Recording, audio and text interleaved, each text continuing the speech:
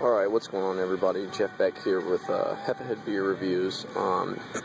Today I'm at Duckworths Grill and Tap House in Charlotte, North Carolina. I'm here for a pretty epic Founders Beer tasting.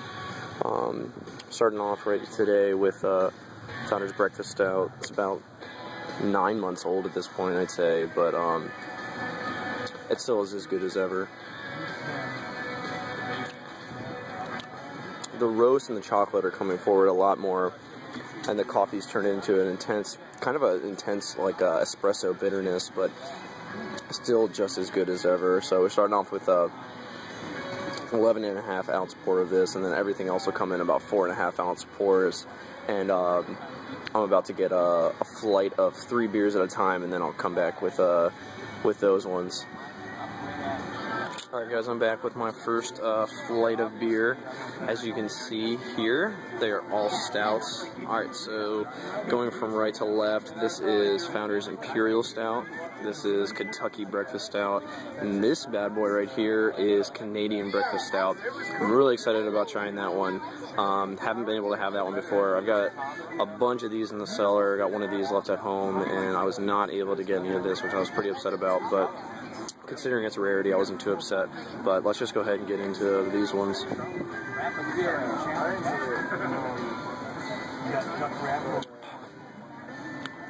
That Imperial Stout is just, it's amazing. I love it. One of my favorite beers, period, let alone Imperial Stouts. It's got one of the thickest bodies that I've ever had with this stout. It's just so rich and creamy. It's got a wonderful roasted note, and for 10.5% alcohol, it's masked amazingly. It's definitely one of my favorite beers, and it's not even too expensive. It's about a little bit more than the breakfast stout, but not too much. Yeah, definitely a great beer to start off with for the tasting.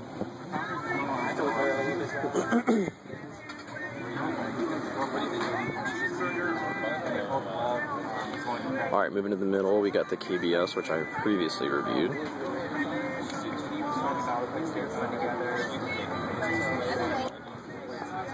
Oh, damn, that's good.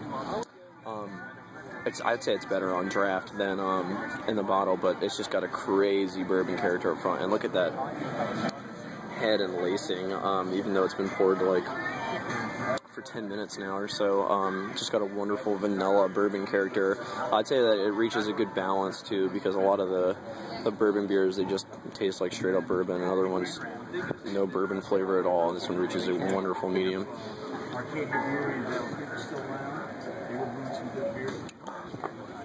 And it's just stupid smooth. It's incredible.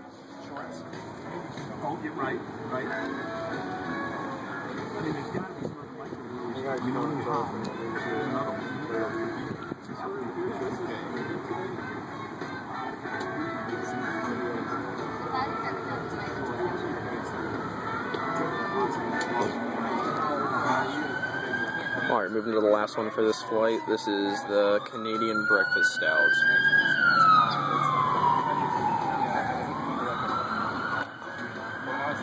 Holy shit, that's crazy.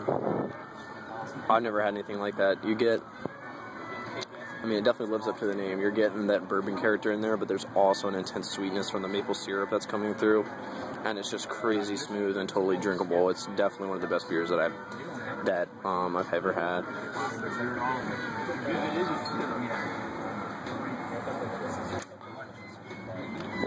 That's really good. I don't know if I can say that it lived up to the hype and it should have sold out that fast, but that is crazy, and if it was available more readily, I would definitely buy that all the time. Alright, so this has been the Imperial Stout, Kentucky Breakfast Stout, and the CBS, and then I'll come back with 3 more, and I guess they're the last 3 beers, but it'll be a little while. Okay, I'm back, not with the next flight, but I just needed to show you. Look at this insane lacing on the KBS, and as I'm sipping it more, the CBS, the flavor is just so thick and sweet. It's hard to drink a lot of it, and the KBS is just heads and tails above the CBS now as I sip on them more, but still both incredible beers. And again, for a non-barrel aged version, this for a non-barrel aged beer, this one is just amazing. Okay, I'll be back with the next 3 in just a minute.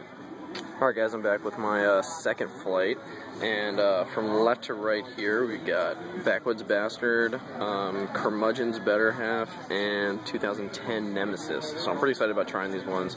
Got a bottle of this that I'm going to review, and I've already reviewed this one, and this came out before I was even 21, so no luck there. But alright, let's start over here on the left. Damn shame that that's so full of beer right there. I'm not going to have to get a straw or something and lick that out. Here we go. Nose is this crazy amount of malt and just an insane amount of vanilla, which is just amazing. It smells delicious. That's so good. That's one of my favorite beers. It's got a nice medium to full body, wonderful bready malt, and just vanilla and bourbon, but it's so smooth and it's just really easy to drink. I love this beer, and I wish I could get it more frequently. Alright, now we're going to go on to the Curmudgeon's Better Half.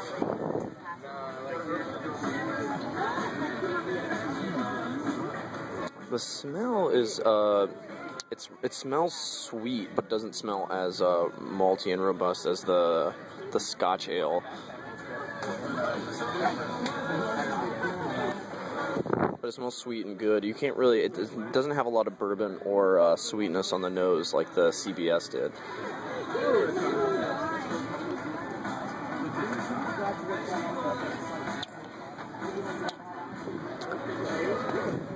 It's pretty good. It's not as maple forward as the CBS is, but it definitely is still there, and it adds a good sweetness.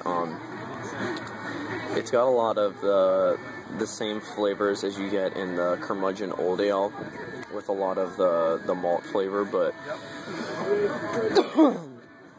it's rounded out by a good bourbony flavor and sweetness from the maple syrup. It's pretty good. It's really smooth, and it's definitely not as sweet as the CBS, so it's a lot easier to drink.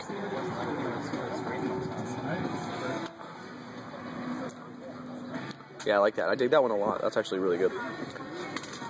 Alright, and now we are on to the Nemesis, which is actually surprisingly dark for a barley wine. That one's got a good barley wine scent and crazy amount of roasted malt and a lot of dark fruits too in this one, and you can't really smell any of the alcohol. Yeah, that smells really robust. Alright, let's give this one a taste. I dig that. That's pretty good. It's actually got, for being 2 years old at this point, it's got a good bitterness towards the end to help balance it out, but super roasty, just delicious, but crazy smooth. I would say out of these 3, I probably like the Founder's Better Half the best, even though I love this beer. And I've got like 4 or 5 more bottles at home that I'm gonna sit on for a little bit. But this is a great beer. It's got, I think this one has the right amount of bourbon and maple syrup in it. The CBS was definitely over the top with that, but this one has a good amount that it's definitely able to. It helps the beer out more than it hinders it. I think the 4.5 ounces of the CBS was the right amount, and this one I could definitely drink more of. I mean, if it wasn't so high in alcohol, obviously, or so expensive. But so that's it for the Founder's Throwdown here at Duckworths. I actually just ran into Grizzly Beer Reviews, so if you are watching this, go ahead and check out his videos too. It came all the way down from Greensboro. But thank you guys for watching, and I'll catch you guys in another beer review. Cheers.